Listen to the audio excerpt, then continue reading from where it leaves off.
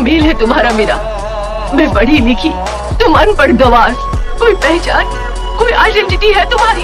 अपने ही घर में एक नौकर की तरह रहते हो तुम। नए जमाने में पैदा होकर पुराने जमाने की जिंदगी जी रहे हो तुम।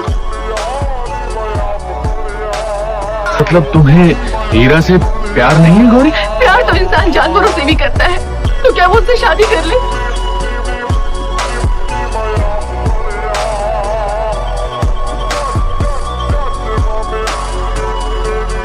भाभी, ये कौन है? इनसे तो हमें इंट्रोड्यूस नहीं कराया। ये कोई वीआईपी नहीं है जिनसे तुम्हारा इंट्रोडक्शन कराया जाए। किसी काम के लायक नहीं है ये, इसीलिए नौकर की तरह जी रहा है। मैंने तो सोचा था हीरा के लिए तुम अपने माँ बाप को ठुकरा कर आई हो तो बड़ी शान से किसी बंगले में रहती होगी, मगर तुम्हारी हालत तो शादी के बाद लड़की का सरनेम बदलता है। पर तुम्हारी तो किस्मत ही बदली हुई लगती है। अब तुम समझी मैंने हीरा से शादी क्यों नहीं की? क्योंकि मैं तुम्हारी तरह जिंदगी रसोई और बच्चों की झंझट में गंवाना नहीं चाहती थी। मुझे देखो, जमीन पर पाँव कभी कभी रखती हूँ, और तुम सपनों को खरीदना चाहती हो मगर हाथ में खोटा सिक्का तक नहीं। तुम एक पढ़ी लिखी बेवकूफ हो। Wake up to reality.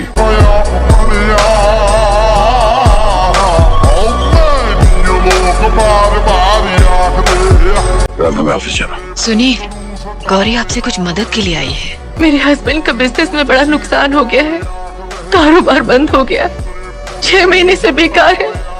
Newspaper में इश्तिहार निकला है कि आपकी शुगर फैक्ट्री के लिए प्रोडक्शन मैनेजर की जरूरत है।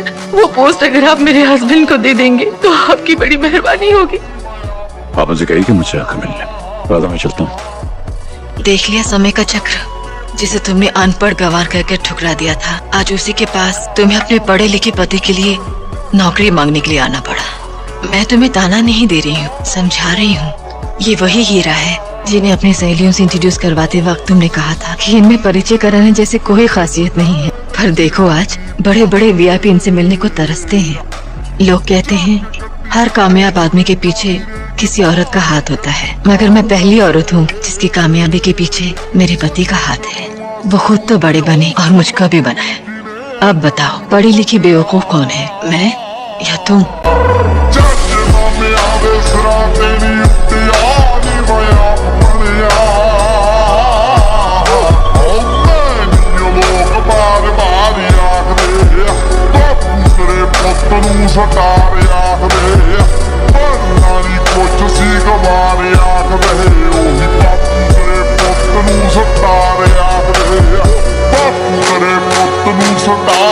Sorry,